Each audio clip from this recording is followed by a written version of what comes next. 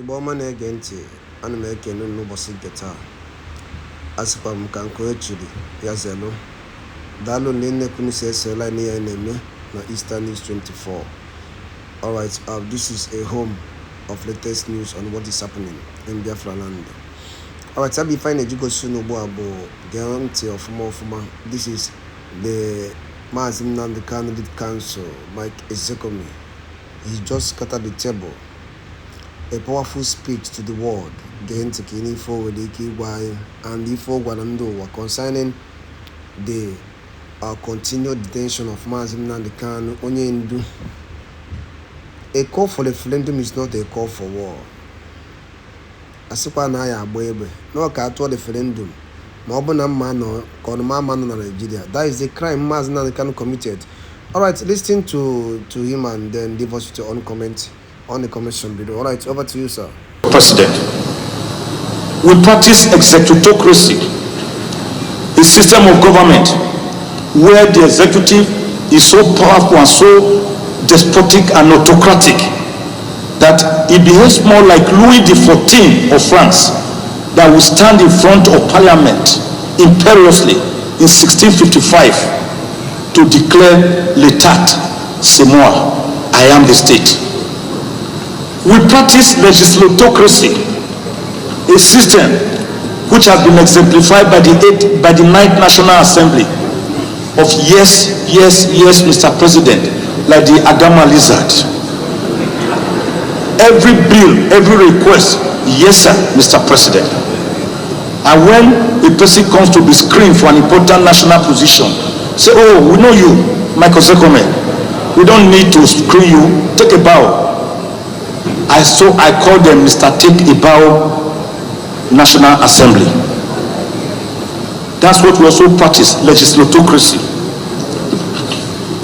So I put here some of the things we should do to have this handshake, not just across the Niger, but also across the Benue, imitating the Asian tigers, investment in skills, advancement in technology, engagement of specialized agencies, establishment of pilot projects, involvement of international agencies, adaptation of foreign imported technology, massive investment in infrastructure, manufacturing, proper and prudent management of our natural resources, disciplined, relatively cheap, educated and skilled workforce, targeting high literacy level, formulating and implementing deliberate government policies, strengthening the developments of agriculture, encouraging industrial development, human capital development, developing small and medium-scale enterprises, maintenance of political, social, as well as macroeconomic stability, creating a sound financial system, leadership that prioritizes citizens' welfare, encouraging a savings culture, and developing export-oriented industries to produce. Having said that, I decided to say, having failed on all indices, on all political and constitutional experiments and experimentations, the 1922 Clifford Constitution, the 1946 Arthur Richards Constitution, the 1951 Macpherson Constitution, the 1954 Littleton Constitution, the 1960 Independence Constitution, the 1963 Republican Constitution, the 1979 Obasanjo Constitution, the 1989 unused IBB Constitution, the 1999 Constitution, which we have already amended 4 times, imposed on Nigerians by General Abdulsalami Abubakar government, which is actually a schedule attached to Decree number 24 of 1999. We have failed on all this. What do we need to go forward? We need a brand new constitution. Make no mistake about that. It is not the type of constitution that you are going to amend under section 9 of the constitution, because you cannot amend a bad product. Amendment plus alteration multiplied by amendment added to amendment can never cure the present constitution of its original sin, which is that it does not represent the birth certificate of Nigeria, which a constitution must be. A constitution must be autochthonous, homegrown, indigenous, legitimate, and recognized by the people. We do not have such a constitution. We have a militarily imposed constitution. So when the present constitution tells us we the people of Nigeria do hereby make and give to ourselves the following constitution, it's a lie. The constitution tells a lie by itself and in itself. We need a brand new constitution. It's like saying like Nnamdi the leper. We need to dip ourselves into our socio-economic and political river Jordan to cleanse ourselves of our leprosy. We can't go on like this. You cannot cure an ailment so serious like leprosy with medicine meant for eczema. It will not go away. Your leprosy will become till your fingers are chopped up. Nigeria is a country on autopilot, on a journey to new destination. That a new constitution has been gotten before, yes, I can tell you that. Iraq in 2005, Kenya in 2010, Eritrea in 1994, South Africa in 1994, 93, 94, Iran in 1979, after the Ayatollah Khomeini revolution, Bangladesh 1991, Morocco 2011, Egypt 2012, Tunisia 2002, and the American experience, which we should all emulate to go forward. They met between May 14 and September 1786. They were already a great nation, but they wanted a more perfect union. So they met in Philadelphia and decided to have a more perfect union. That was where they made their constitution, signed by 39 out of the 55 attendees. It was that constitution that threw up the great federalists, people like George Washington, after whom the capital, Washington DC, is named. People like Alexander Hamilton, John Jay, people like Thomas Jefferson, James Madison, they are called the Federalists.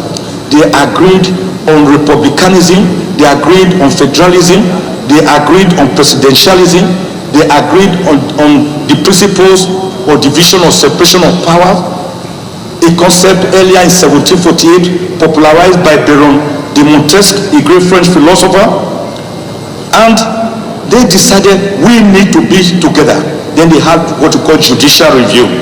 Today, we have a unitary constitution. It is not federalist. 67 items on the exclusive legislative list. What is the federal government's business with marriage? Marriage Act. Do you know that your relationship between you and your wife is governed by the Marriage Act, federal government? Matters that should even be left to local governments, not even states. They license your car, your vehicle. What's their business? So, I believe that we need, in building our blocks, to recognize the burdens of long-term violence and shun them, and elicit plans from locals, conflict transformation, insider and outsider links, dealing with spoilers, identifying obstacles to strategic peace building efforts, elicit and evaluate how we live together, ensure everyone lives in safety, ensure that everyone is equal before the law and that there are no special sacred cows, ensure that everyone has fair and equal access to the basic needs of life, ensure the principles of federal character is respected, bringing different groups together, engaging in various forms of diplomacy to strengthen our bonds, for the things that unite us are more than the things that divide us,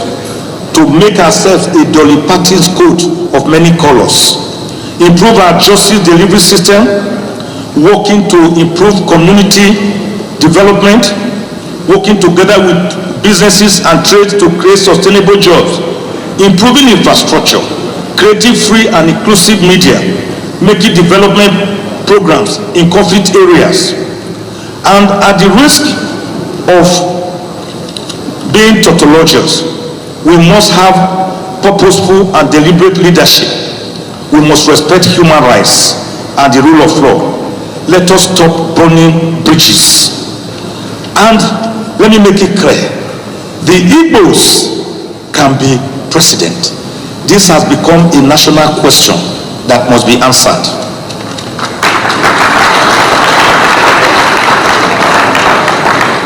He will not be an Igbo president. No, I'm saying a person of Igbo extraction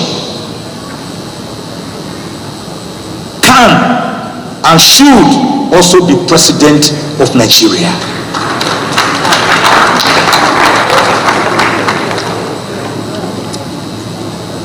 Make no mistake about it. If we do not have tolerance, respect for each other, facilitating these issues using our present, template that at least we have for now, the NYC, the National Peace Committee, the National Human Rights Commission, the Legal Aid Scheme, National Council for Women's Society, National Youth Council, Nigerian Council of Interreligious Affairs, and we do not have equity, fairness, and social justice, we are in trouble. Make no mistake about that. And if you can no longer live together, rather kill yourselves. If a man and a woman, I'm not advocating for that.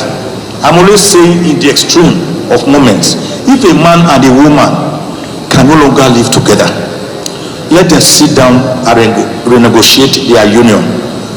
Okay, when you were my girlfriend, this is how we were going. Yes, you, when you were my boyfriend, this is how we were going. What is it that has gone wrong with our marriage? They will agree. But if they do not agree, what happens?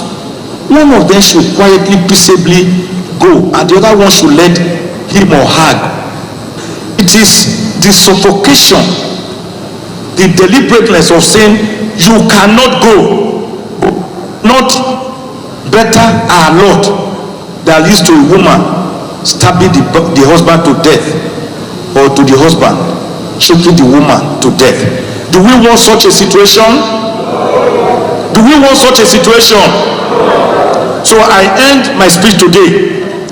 I always like to mimic one of my heroes, the late Chief MKO Abiola, the man with whom we were on the streets together, fighting for democracy. After his Ekwetedo declaration, he was arrested, put in a villa, and killed or murdered in questionable, hazy circumstances that till today nobody has explained. He said in his stammering template, you see, people always say we should have peace, we must have peace. The question is, what type of peace are we talking about? We're talking about the peace of the graveyard. The cemetery is the most quiet and peaceable place on earth. But that is not the kind of peace that we are looking for. The kind of peace we are looking for is peace that is imbued with mutual respect, egalitarianism. All right, thank you so much for our elite council of Mazi Nnamdi Kanu, Mike Ozekhomema. Dalolin, I know if you and also we will not leave Biafran to comment on what you said. All right, make sure you stay tuned at Eastern News 24. We are bringing to you the latest more news update. Don't miss any. Make sure you stay tuned. All right, thank you, and may Chuko Kabema bless us. Ise.